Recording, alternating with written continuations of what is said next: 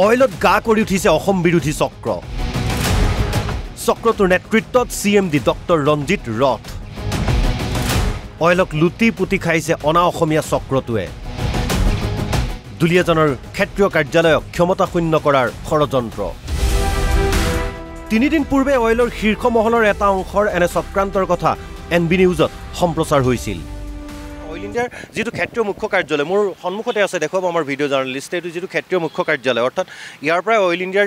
গোটেইখিনি দুলীয়াজন অইল ইণ্ডিয়াৰ গোটেইখিনি কামকাজ ইয়াৰ পৰা উৎপাদনৰ পৰা আৰম্ভ কৰি সকলোখিনি ইয়াত কামকাজ প্ৰশাসনিক কামকাজখিনি ইয়াত হয় কিন্তু অতি শেহতীয়াকৈ এটা খবৰ আহিছে যে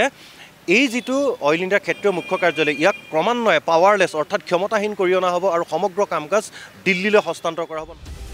আমাৰ সেই কথা সত্য প্ৰমাণিত কৰি পোহৰলৈ আহিছে ন তথ্য অসমৰ জাতীয় উদ্যোগ অইলৰ দুলীয়াজানস্থিত মুখ্য কাৰ্যালয়টো কেৱল মাত্ৰ নাম ফলক থকা এটা কাৰ্যালয়লৈ পৰিণত হোৱাৰ দিশে গতি কৰিছে য'ত কেৱল কামৰ দায়িত্ব থাকিব আৰ্থিক লেনদেন আৰু সিদ্ধান্ত লোৱাৰ ক্ষমতা নাথাকিব অসম আৰু অসমীয়া বিৰোধী এই অনা অসমীয়া বিষয়ৰ চক্ৰটোৱে অইলৰ নিৰ্মাণ কাৰ্যৰ বিত্তীয় লেনদেনৰ কেন্দ্ৰীভূতকৰণৰ দুহাই দি সকলো বিত্তীয় ক্ষমতা দুলীয়াজনৰ পৰা লৈ যোৱাৰ প্ৰস্তুতি চলাইছে খবৰ অনুসৰি অইলৰ গাণনিক বিভাগৰ একাউণ্টছ পেয়েবল বিভাগটো সদ্যহতে গুৱাহাটীলৈ স্থানান্তৰ কৰিব পৰৱৰ্তী সময়ত লৈ যাব দিল্লীলৈ ইয়াৰ ফলত বৃহৎ ঠিকা আৰু ঠিকাভিত্তিক যান বাহনৰ বিলৰ কাম বাহিৰৰ পৰা নিয়ন্ত্ৰিত হ'ব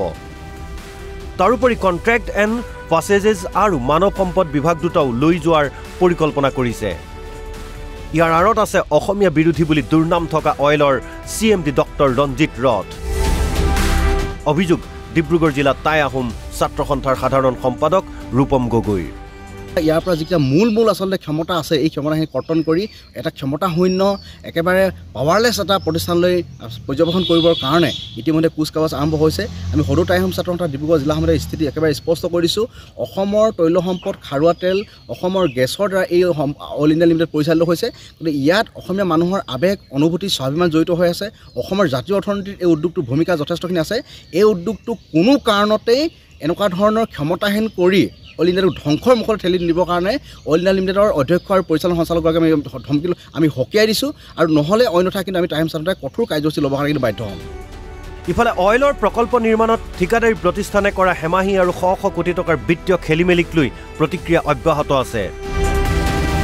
বহু বিয়াগুম দল সংগঠনৰ ৰহস্যজনক নীৰৱতাৰ বিপৰীতে আটাচু টাইপা মৰাণ ছাত্ৰ সন্থা আদি সৰব হৈ পৰিছে মৰাণ ছাত্ৰ সন্থাৰ সাধাৰণ সম্পাদক জয়কান্ত মৰাণে ক'লে এই কাৰ্যত অইলৰ ঊৰ্ধ্বতম কৰ্তৃপক্ষ জড়িত ইয়াৰ সঠিক তদন্ত হ'ব লাগে আমি স্পষ্টভাৱে ক'ব লাগিব আচলতে এই লোকচান কাৰ বাবে হৈছে আচলতে বৃহৎ বণিক গোষ্ঠীক ঠিকাসমূহ গতাই দি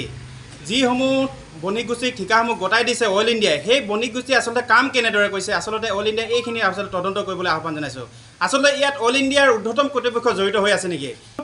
সদৌমৰাণ ছাত্ৰ সন্থাৰ স্পষ্ট কথা অইল ইণ্ডিয়া লিমিটেডে কৰি অহা বৃহৎ জালিয়াতি আৰু কেলেংকাৰী তদন্ত হ'ব লাগে ইয়াত যদি কোনোবা ডাঙৰ বিষয়া জড়িত হৈ আছে তেওঁলোকৰ ওপৰতো তদন্ত ঘোষণা কৰিব লাগে মৰাণ ছাত্ৰ সন্থাৰ সভাপতি পলিন্দ্ৰ বৰাই ক'লে একাংশ বিষয়াই নিজা স্বাৰ্থৰ বাবে এনে কাম কৰিছে ভিতৰৰ বুজা পৰা কথাখিনি তেখেতলোকে মিলাই লৈ আমাৰ ইয়াত যে কোনো লাভ হোৱা নাই যিটো কেগৰ প্ৰতিবেদন প্ৰকাশ কৰিছে আমি দুখিত হৈছোঁ যে তেখেতলোকৰ নিজৰ কিছুমান লাভৰ কাৰণে তেখেতলোকৰ বহিৰাগতৰ কোম্পানীবিলাকক দলিচা পাৰি দিছে টাই আহোম ছাত্ৰ সন্থাৰ সভাপতি মিলন বুঢ়াগোহাঁয়ে পোনপটীয়াকৈ দুখ ঠেলিলে CMD ডক্টৰ ৰঞ্জিত ৰথলৈ অসমীয়া লোকসকলে আচলতে খিলঞ্জীয়া লোকসকলে যেতিয়া কাম কৰে সেই ক্ষেত্ৰত কিন্তু 12 বছৰ তেখেতসকলৰ ডকুমেণ্টছ লাগে বিভিন্ন তেখেতসকলৰ আনুষংগিক কথাবিলাক দেখুৱায় যে যাতে কোনোবা প্ৰকাৰে এই টেণ্ডাৰবিলাক বা এই সুবিধাবিলাক যাতে খিলঞ্জীয়া লোকক দিব নোৱাৰি নেকি তাৰ এটা ব্যৱস্থা গ্ৰহণ কৰি আছে কিন্তু সমান্তৰালভাৱে যেতিয়া বহিৰাগত বণিক গোষ্ঠীয়ে যিবিলাক কাম কৰি আছে তাৰ ক্ষেত্ৰত কিন্তু কোনো কাগজ পত্ৰৰ প্ৰয়োজন নাই সামান্য কাগজ পত্ৰ দিয়েই তেখেতসকলে যেতিয়া কামবিলাক কৰিছে আৰু সময়সীমা তেখেতসকলক যিটো দিয়া হয় সেই সময়বিলাক কিন্তু উকলি যোৱাৰ পিছতো বাৰম্বাৰ কিন্তু এক্সটেনশ্যনৰ ওপৰত এক্সটেনশ্যন কৰি সময়সীমা দি থকা হয় য'ত কিন্তু খিলঞ্জীয়া লোকসকলক দিয়া নহয় গতিকে এইটোৱে যে আচলতে অনা অসমীয়া লোকে CMD পদত বহাৰ কাৰণে আজি এই ঘটনাটো ঘটিবলৈ পাইছে এই কথাটো কিন্তু স্পষ্টভাৱে প্ৰমাণ হৈছে আমি ভাৰত চৰকাৰক আহ্বান জনাইছোঁ যে এই কেগৰ যিটো প্ৰতিবেদন আছে আমি যিখিনি কথা কৈ আছোঁ সেই কেগৰ প্ৰতিবেদন সন্দৰ্ভত ভাৰত চৰকাৰে নিজৰ স্থিতি স্পষ্ট কৰক দুলীয়াজনৰ পৰা দুলাল গগৈ আৰু তিনিচুকীয়াৰ পৰা প্ৰতাপ মৰাণৰ সহযোগত